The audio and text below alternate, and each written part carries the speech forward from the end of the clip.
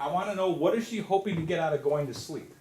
Because if she's not going to sleep because she's really, really tired, why is she going to sleep? So she just doesn't have to feel. So exactly. So it's another way for her to numb out and not feel. And, yeah, and even putting on the headphones, going to her room by herself, she avoided all the other healthy supports that she could have interacted with. Okay, so you guys, this is fabulous. Okay, so exactly. So as you guys are working, see now we're working as a team already. This is really great. Okay, that you're really identifying like the missing links. Like there are a lot of missing links here, and so when you really start to pick this apart, you start to identify what we want to know a lot more information here. Okay, so is this a target? I want to know when she goes to sleep. What are her thoughts? What is she experiencing physically? What is it that she wants? What are the reinforcers here? So when you go to sleep, what problem is that solving? Like honestly, all of our clients' target behaviors, they're solutions. They're crappy solutions. For us, they're problems, but for them, they're solutions. So what problem is that solving? And my guess is what I would look for is it helping her not have to feel? It's probably changing her body sensations for sure. Yeah, because being asleep and unconscious feels a whole lot better than heartache and your hand squeezing your heart and feeling just emotionally crushed at watching your ex with a new partner. Okay, so this is why the more links we can get, the more precision we can get, we're going to get a much better handle on what the actual problem is. So, Pat, start a separate sheet of paper somewhere. And on that sheet of paper,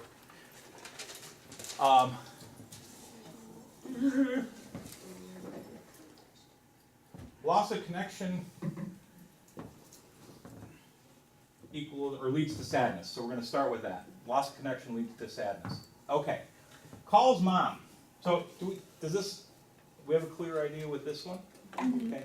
And so then what we've got to do with her is, for starters, we've got to get her to identify that really what's going on here is she's really not wanting to grieve the loss. Like that I think is the therapeutic task here. The therapeutic task is how do we actually help her feel? Like the goal, she's trying to feel better, we're trying to get her better at feeling. Because if she doesn't feel the sadness and find out that it's not going to destroy her or crush her, she's never going to really let go of this relationship. So I think the therapeutic task is, this is like grief therapy. And we have to actually do exposure to sadness, if that makes sense. And I think, we actually saw Kelly do a lot of this. Like there were a lot of times where in that chain where Gareth was like looking down and you could just tell he felt like shit. And she let him feel like shit. She didn't necessarily try to cheer him up or make him feel better. There were a lot of times she would just let him, she'd just take like 5-10 seconds and just let him feel it. And in a way, what she's doing there, she's giving him little metered doses of sadness, if you will, to get him sort of desensitized to it. All right? So she's doing a lot of what we would call informal exposure. All right. You said you were going to come back to the hurt. Okay, hurt. I was just curious. I was really curious, actually. Are you really curious? Okay, so here's my thing with hurt. So with hurt, so what prompts the emotion of hurt?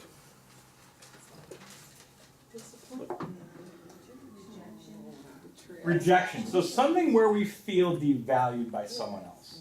Okay? Now, the thing with hurt that you see a lot with clients, so a lot of times hurt shows up on chains where there is a loss of connection. Okay? And they're feeling sadness. And they're feeling devalued, but a lot of times people aren't actually devaluing them. Or the other trap you got to look for is a lot of times they do get devalued or hurt, but then they assume that there's a malicious intent. Like in this one here. Like mom calls and she cancels. Okay, and so the primary emotion, if she was really looking forward to mom, and really looking forward to seeing mom, right? And mom cancels, what's the primary emotion when we're looking forward to something and it doesn't happen? Disappointment. Okay. Now somewhere in here, so there's disappointment.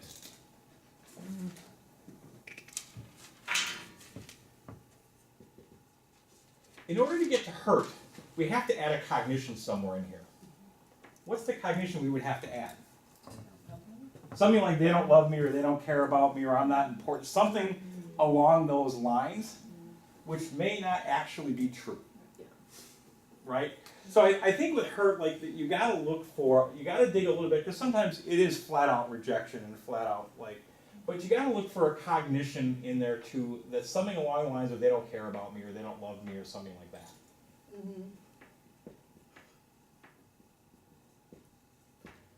Because, are there other possible reasons, why do we know why mom canceled? No, I Okay. didn't. Right. She just kept. So we gotta look out for what we would call an attribution error.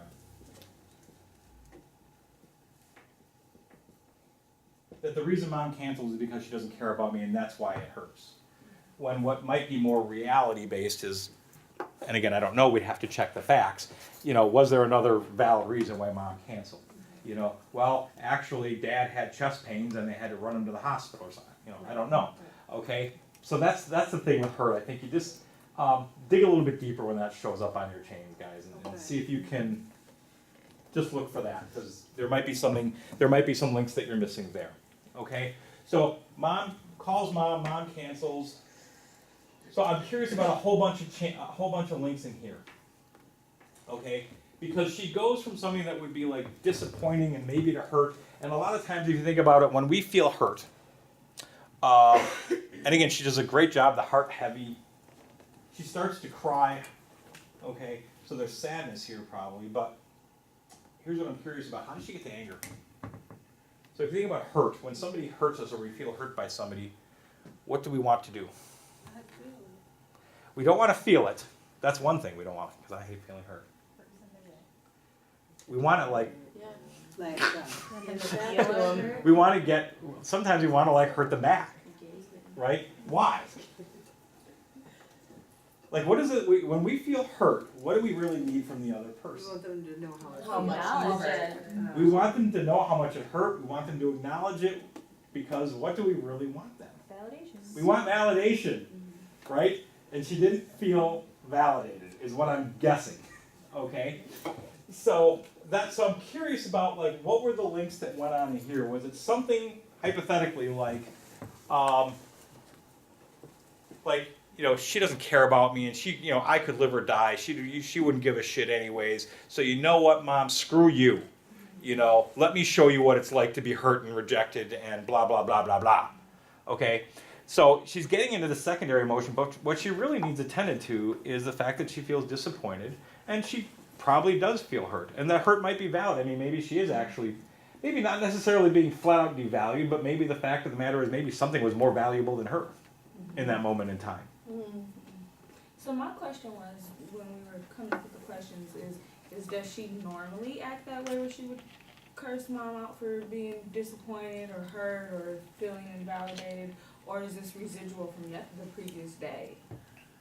So, I've never had an instance where she cursed mom out. Usually when she acts on, it's hurt, but I'm gonna say anger, cause that's the way she responds. She experiences it, right. Is she throws things, she throws tantrums, she slams the door, and I'm assuming that's probably part of where it came in, where she hung up on mom. That was, so I don't know about, And then she probably snapped on somebody else too. she may have. Because she does that too. Right. So we have. Maybe What if she- maybe sometimes she could be understanding, maybe just today she wasn't, or that day she wasn't. Yeah. because of- Cause mom is usually pretty good at bringing her things and showing up for her. What does she like to use? What does she like to use? Alcohol and cocaine. Yeah, the little. Yeah, she would down. A little bit of what? There's no relief of sexual tension nor soothing from ex. I mean, that's one of her coping skills. She wants Yeah, someone it to soothe is. her. Sex, masturbation, what? Sex. Sex, Yes. okay? The isolating in bed. Step at her, alcohol, coke, sex, isolating in bed. Okay, so we've already got 4 targets right up on, to start with. All right. So so I would be curious, because so she really rarely snaps at mom. You said. To my knowledge, yes. Yeah. Okay. And so the idea is this. I would see this as a separate prompting event and a separate thing, and this could be a vulnerability factor Okay. that sets her up for the next thing. Okay. Okay? Because vulnerability factors also include like recent history. So if it's like, you know, shit, I had that yesterday and now I'm having this and nothing's going right, right? Okay. Okay? So this sort of primed the pump Okay. for the next day, if that makes sense. So, hard hand squeezing. Yeah, and this is this whole idea of, and this is, the other thing that's just coming to mind here is active passivity. Okay, so y'all remember what active passivity is? That initial chart you showed us? Yeah. You remember what active passivity is? We have apparent competence, which is when the person looks more stable and like they got their house in order on the outside. So what they're expressing to the world is they're stable and they're but on the inside their heart's pounding, their head is spinning 1,000 miles an hour and they're ready to blow. They're just barely hanging on by their fingernails. When apparent competence breaks down, it breaks down into active passivity. And active passivity is the person sort of becomes passive in their problem solving and they try to engage their environment to fix their problem for them, because if the environment can change their behavior, I feel better. And sometimes anger functions as active passivity. Okay? Because if you think about what the function of anger can be sometimes, it's I want you to shut up and then I want you to start doing what I want you to do. Because if you start doing what I want you to do, what happens to my emotional arousal? No, it decreases. It'll go down. Right. Yes. Like if I snap at my kids and my kids' behavior shapes up, unfortunately I've just been reinforced for snapping at my kids. Okay? But if their behavior shapes up, what happens to my anxiety about getting to school on time? It goes down. Okay? So I would be looking out for this. I would want to make sure that I'm not necessarily going out of my way to say, good job, you didn't, I'd want to say, great job, you didn't use, and can we look at this whole idea of you going to bed? Okay. And because I'm really worried, you know, but, so I would reinforce, but I would also not take it as the end all be all of coping. Okay. All right? The big thing is I want to be able to help her identify this idea that really what is going on here is that when she experiences something where somebody moves away from her, or she perceives somebody moving away from her, that feels god-awful, and then she's engaging, or that sets off a bunch of different links, and eventually eventually leads to her doing like all bad things. And that the real task is we've got to get you better at coping with feeling and regulating the experience that you have when somebody sort of moves away from you, when there's that loss of connection. I would validate, again, that need for connection, like we all need that connection. But when we lose it, it's god-awful. Okay. So other questions on this? Was this helpful to you? Yes. And does this make sense to you guys? And like in teams, this is like super duper helpful to pick this apart and identify, because do you feel like you've got a better idea or a better direction in terms of what to go after, and maybe also identifying, you know, am I making sure that I'm reinforcing what I want to reinforce and that I'm not reinforcing what I don't want to reinforce? What did you say about the mom when you're like checking the facts about whether she does that? There's a meaning that you use for it. But I mean, yeah, An attribution error. So an attribution error. Okay. So an attribution error. I kind of think I understand what it is, but what I was going to say is that she does that with Michelle a lot. Oh, how so? Like I think when she wants her time, immediately she wants you to do what you want to do. She goes to that place which is more like an attribution error because clearly you're not abandoning her. Yeah. So yeah, like an attribution error is where they attribute somebody else's reaction to something about them. Yeah. So I think if you remember, I think I did. We talked about the research at Duke with facial expressions, right? And you remember like the number one facial expression they were the best at picking up on was anger. But the problem, so they were really accurate at picking up on anger in other people. And as therapists, you probably have had this, where maybe you are frustrated and maybe you are angry about something, but they attribute your anger that it's my fault or I did something to piss you off. You know, when in fact it may have nothing to do with them. I mean, for me, it's usually I just got off of, you know, a phone call for a half an hour with some ridiculous insurance company. And so yes, I am frustrated, but it's not actually you. So you can validate that, yes, you're picking up accurately on the emotion, but their attribution of what's the cause of that emotion is not accurate. So she might be attributing mom's canceling to mom not caring about me, but that might not be accurate.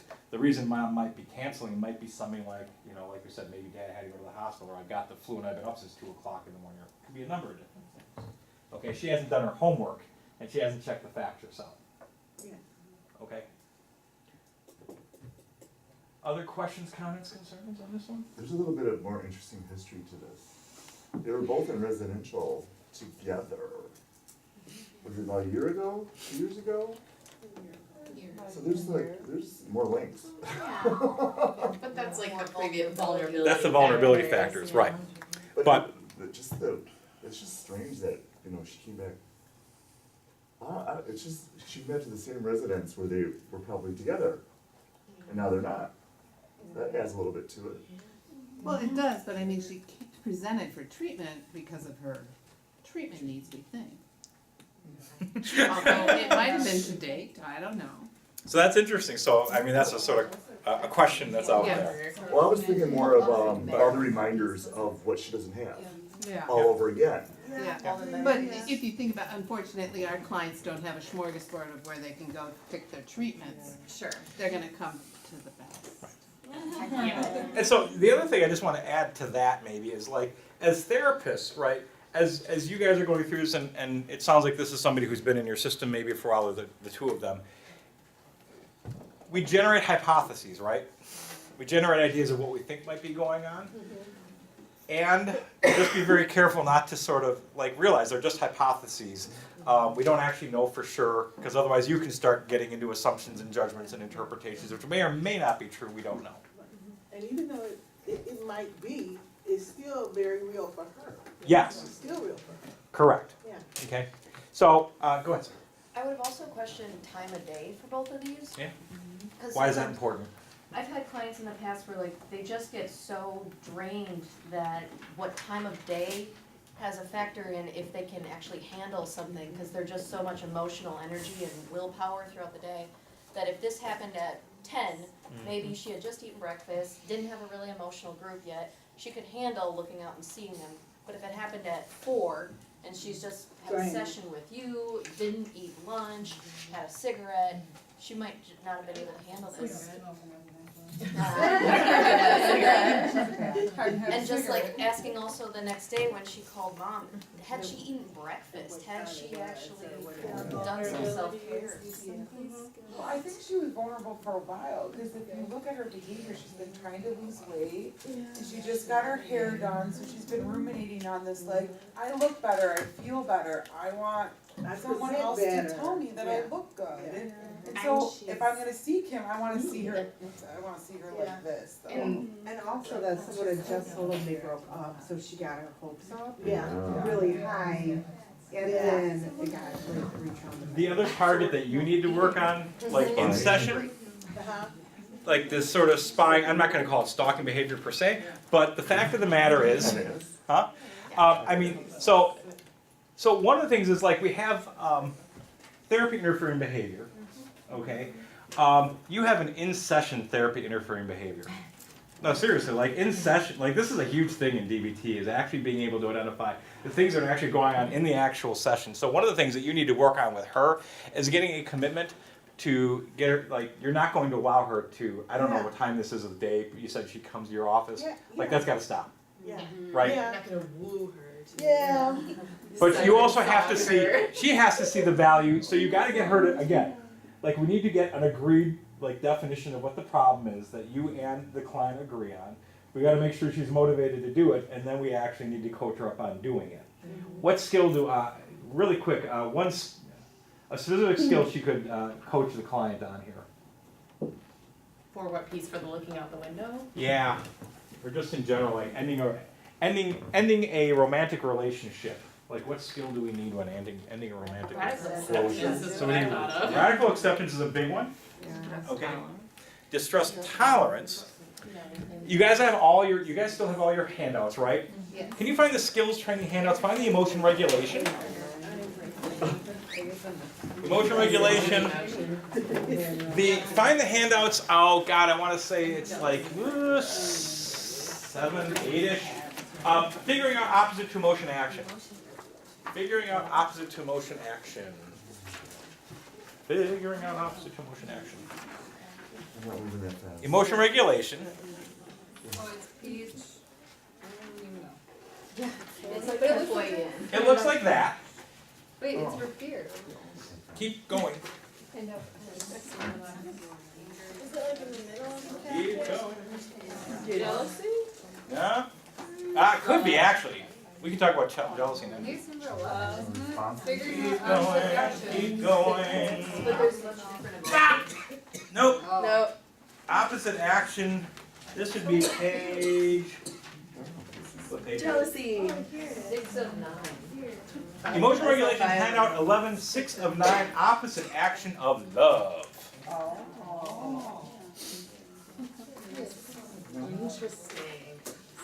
So this is where the opposite to emotion action of love, other than universal love for all.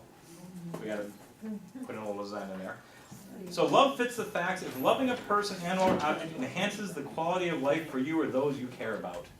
Okay, is loving this person really enhancing her quality of life? I would say no. It's probably causing her tremendous pain and suffering. It's probably destroying her quality of life. Loving the person, animal, or object increases your chances of attaining your own personal goals. I don't think so. Okay, so opposite to emotion action, all the way. Avoid the person, animal, or object you love. She's not doing that, right? She is, if anything, trying to seek out strategically and sometimes overtly, sometimes covertly, ways to somehow desperately grasp onto some hope of connection. Distract yourself from thoughts to remind yourself of why love is not justified. So this would be a skill to coach her on and to get her on board with.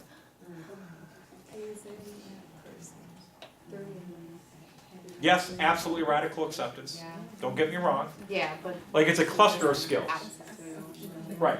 And opposite to emotion action, realistically, is like the willingness piece. Yeah. So if you remember when I talked about radical acceptance as really radical acceptance, turning the mind, and willingness is really like this cluster of 3 skills that you really use together. Like the opposite action of love piece would be the willing action piece. The radical acceptance, she actually has to radically accept it. She actually has to radically accept this experience of heartache. Like in some ways, like, oh, that's terrible that she has to feel it, but actually that excites me. I want her to feel it. Okay, because she has to. Yeah, to grow. She's gotta do that. Right? She cannot move forward without tolerating and yeah. Her brain has got to learn it's not going to destroy her. Exactly. What's going to kill her? You know what's going to kill her? This is going to kill her. You know. Yeah. That it's not the pain that destroys people, it's all the things we do to not feel pain that destroys us. Okay? Okay, so, why don't we take a break? We can come back, maybe we can do another one real quick, and then we'll get into case formulation.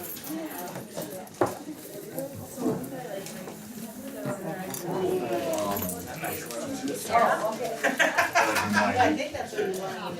Yeah. Oh, wow. Oh, those are yummy. Awesome. I love those crackers. Do you like Akma too? Not much has changed. Yeah. Quarter till. Those big ones that